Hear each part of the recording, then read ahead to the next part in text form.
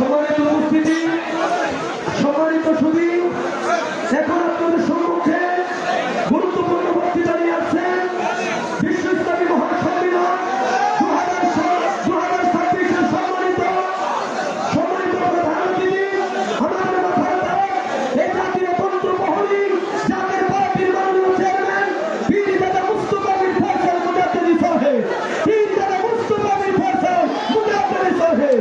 নারায়ে তাকবীর, নারায়ে তাকবীর। বিশ্বরে কালামা ফরিদপুরি জাতীয় পার্টি, জাতীয় পার্টি। নারায়ে তাকবীর।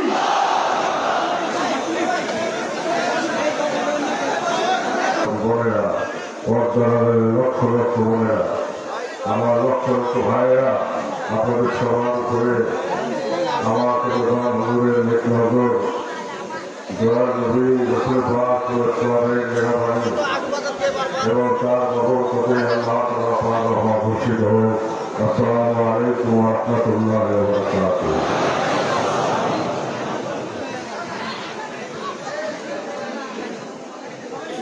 মুখে হাসি, বুকে ভরা প্রেম ভরা মন, মানুষ হইতে হবে মানুষ যখন। আমরা আশা পূর্বক আমরা মানুষ, আল্লাহ পাক আমাদেরকে সৃষ্টি করেছেন জান্নাতের ভিতরে। বাবা আদম আলাইহিস সালাম এক ক্ষুদ্র ঘরে আমরা এই পৃথিবীতে এই জঙ্গলের ভিতরে আমরা বিতাড়িত হয়েছি। এখানে এসে আলাদ হয়েছে, মানব জাতি বিস্তৃত হয়েছে, মানব জাতি সম্প্রসারিত হয়েছে। তার পর্যাপ্তায় সভ্যতা আজ কোটি কোটি বছর যাবৎ মানুষ এই হানাহানিতে লিপ্ত ছিল, রক্তপাতে লিপ্ত ছিল। তাই ফেরেশতাগণ বলেছিলেন, আল্লাহ তাআলা যখন ইরশাদ করেন যে ক্বালা রাব্বুকা লিল মালায়েকাতি ইন্নী জাইলুন ফিল আরদি খলিফা, তখন ফেরেশতারা বলেছিল قالوا وتجعل فيها ما يفسد فيها ويسفك الدماء ونحن نسبح بحمدك ونقدس لك। আমরা এই কথা বন্দী করছি, হে পরওয়ারদিগার, আপনি কেন মানুষ বাড়াবেন? এরা তো পৃথিবীতে রক্তপাত করবে, হানাহানি করবে, মারামারি করবে। তখন আল্লাহ তাআলা ইরশাদ করেছিলেন যে ইন্নী আ'লামু মা লা তা'লামুন, আমি যা জানি তা তোমরা জানো না।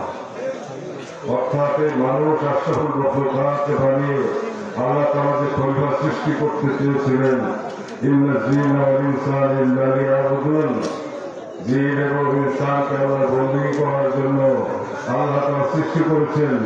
আমরা সেই পথে নাই, ছিলাম না কখনোই। কারণ ইন্না শাইতানা লিল ইনসানি আদুউন মুবিন, শয়তান মানুষের প্রকাশ্য দুশমন। শয়তান চায় না আমরা যেখান থেকে এসেছি সেখানে আবার আমরা প্রত্যাবর্তন করতে পারি। ইন্না লিল্লাহি ওয়া ইন্না ইলাইহি রাজিউন, আমাদের সাথে আমাদের খায় হোক, এটা শয়তান চায় না। তাই আমাদের অস্তিত্ব রাজ্যের মধ্যে সে ঘোরাফেরা করে এবং পরমাণুতে সে আমাদেরকে প্রশ্রয় দেয়, আমাদের পথভ্রষ্ট করে, আমাদের চিন্তাকে অপবিত্র করে, আমাদের কল্পনাকে অপবিত্র করে, আমাদের বর্ণনাকে অপবিত্র করে, আমাদের দৃষ্টিকে অপবিত্র করে, আমাদের শ্রবণকে অপবিত্র করে, আমাদের হৃদয়কে অপবিত্র করে। এর প্রভাব এসে পড়ে আমাদের হাতে, পায়ে, মুখে, সমস্ত বাহিরের শরীরের উপরে। এর থেকে একজন একজন করে সারা পৃথিবীতে কোটি কোটি মানুষ যখন শয়তানের হাওয়া হয়ে যায়, তখন শান্তি বিরাজ করে, আল্লাহর গজব আসে। যখন কিতাব থাকে তার তাসির থাকে না, আলেম থাকে তার কথার তাসির হয় না। আলেমদের ভিতর অনেকেই স্বার্থের কাছে, অর্থের কাছে বিক্রি হয়ে যায়।